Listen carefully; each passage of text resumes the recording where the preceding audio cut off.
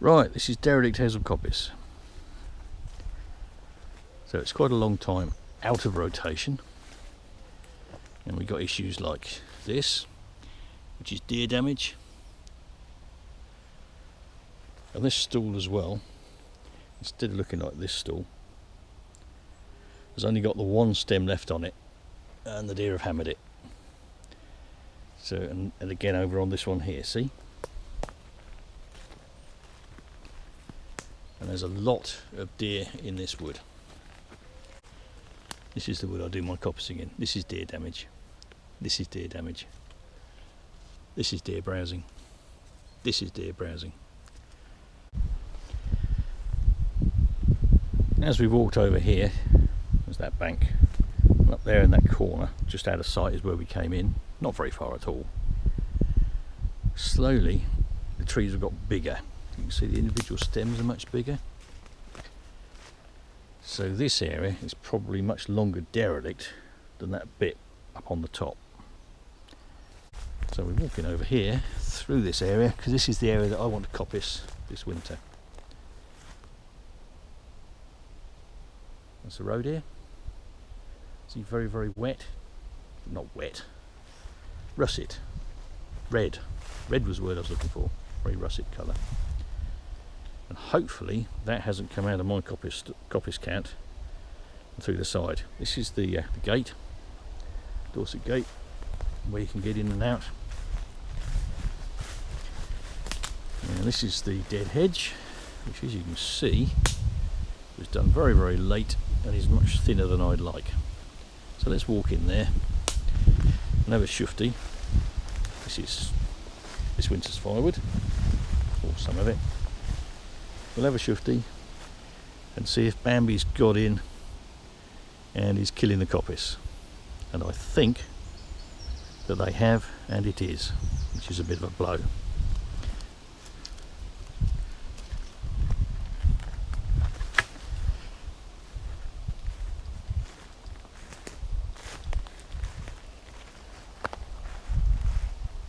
Right, deer have definitely got in. This is a little bit of elm, and it's formed this little cushion. That should be up this high by now. And over here, more the same. And we've got damage here. So, yeah, damage here, all the way through. So the deer are probably coming through this dead hedge. And here. So this has all been damaged by deer, and this is the first year that I've done coppicing up here that I've had this kind of severe deer damage, and that is extremely disappointing.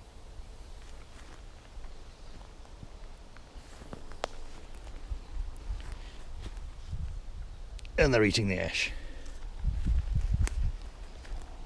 But if you're into rewilding, you'll hear the argument, oh, but browsing is good, grazing is good, it increases the diversity of the site. Yeah, possibly, if you've got a very large area and the browsing level is low. But this is a small area, in a small woodland, isolated in farmland, and it's well farmed farmland, so it's not the right habitat for woodland species. And browsing damage, or the level of browsing damage, is extremely high. So in this instance, I would argue very, very strongly that deer in coppice that you hope to restore so it can be cut by someone who will be able to make a little bit of money and therefore ensure that this is cut and recut and keeps going in the long term. Deer damage is a very bad thing indeed.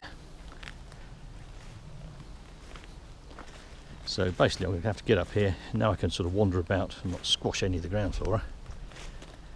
And beef up these hedges. And the only way I can do that is take material like this and drag it about to make the hedges thicker. Let's go and have a look in this corner where there's more gates and see if they've come down. So it's possible that deer are coming through this hole, look. So this hedge is much too thin. Only got myself to blame. The excuse is that I got COVID and missed all of April. But these Dorset gates are fine, so they're not coming through here. Right, I've got some work to do.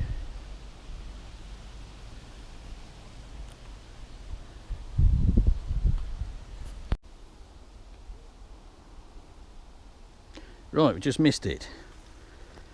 There's a sika doe in there, which I didn't see at all. And I was pulling out a branch from here to stick in this corner to beef this up and block up this hole here.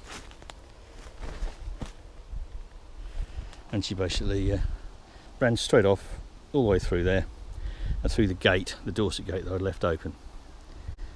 So there are definitely deer in here, and they're in here now.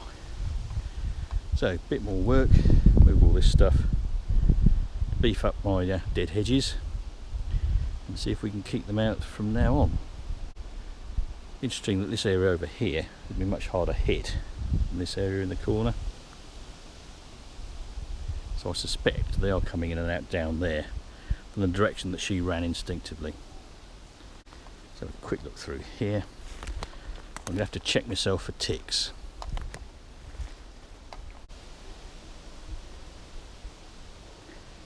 Right, that's an hour's graft. And I've dragged all the material that was spare from over there and put it in this hedge. That's a lot higher, but not very much thicker. And I need a little bit for that corner there, which we'll go and get in a minute. Let's go and have a look at the other side. That's what Bambi's managed to do, but there's lots more growth coming from the bottom. So if we can keep her, because the one I saw was female, out, then with a little bit of luck we'll get reasonable regrowth. It will never ever be grade 2, so not saleable. It certainly won't be grade 1 because the spacing is a bit off. But this corner, it probably still smells a bit of old bloke because I spent a lot of time in there a month and a half ago. I'll put some more on this to make it higher, but I don't think they're coming through here because it's very, very wide. And up this end,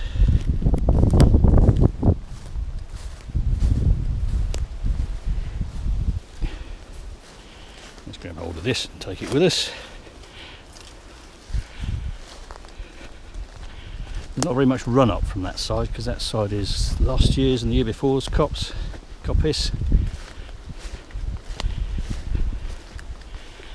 I've filled up this hole by this tree, which I think they were coming in. Don't know if you can see. And I'll put some more in here, and I'll plonk this in here in a moment. So yeah, let's try and keep Bambi out, stick with the original plan, even though we've had a bit of a failure. And here's the cant as it looks. And we'll go and find a couple of stools that we can monitor from now on to see if we have managed to keep Bambi out. And then we'll have a quick look next door. Only meant to spend a little time up here today, but stuff happens.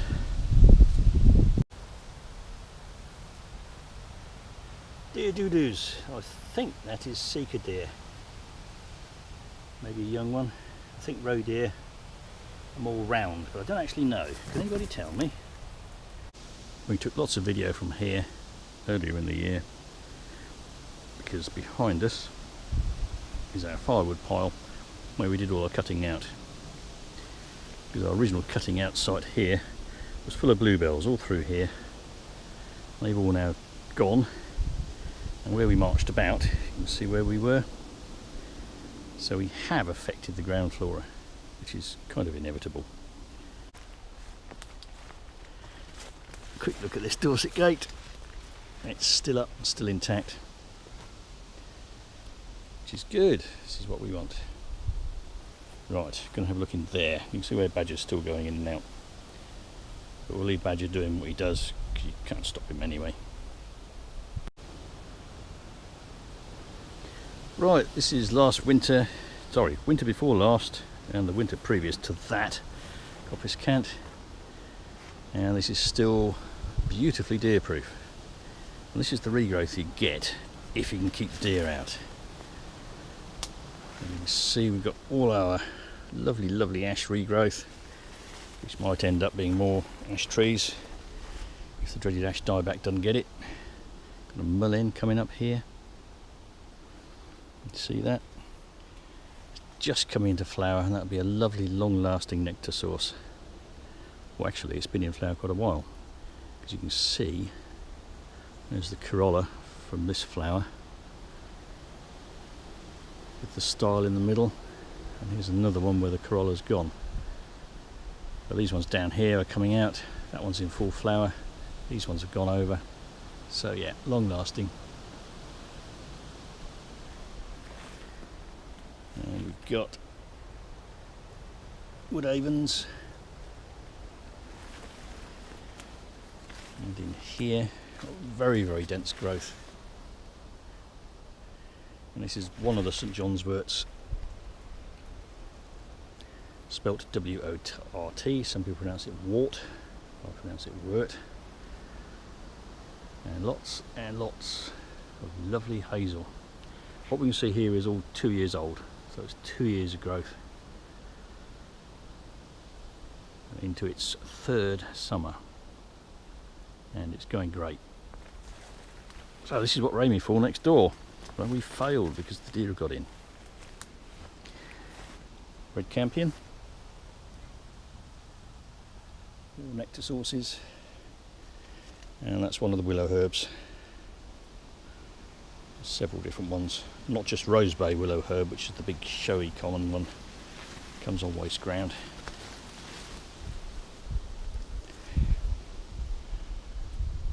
Here we go. Oops, the seeds when that goes over. Ow! You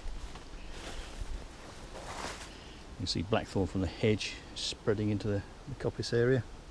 That'll get suppressed as the hazel gets taller and the canopy gets denser. And this is elm. We looked at some elm on the way in as we were thinking, oh, deer damage! This is what it should look like. So instead of those little round cushions with tiny little leaves on, it should look like that. And that's probably a living remnant of what were elm trees along the edge. So Dutch elm disease comes in every 20 something years when the elms get tall, and it kills the above ground parts of the elms, but the root systems carry on. They put up those suckers, and the tree itself keeps living. And where you've got lots of it, where it's very dense, you can still get species that depend on elm, such as white letter hair streak. Right, let's call it quits there.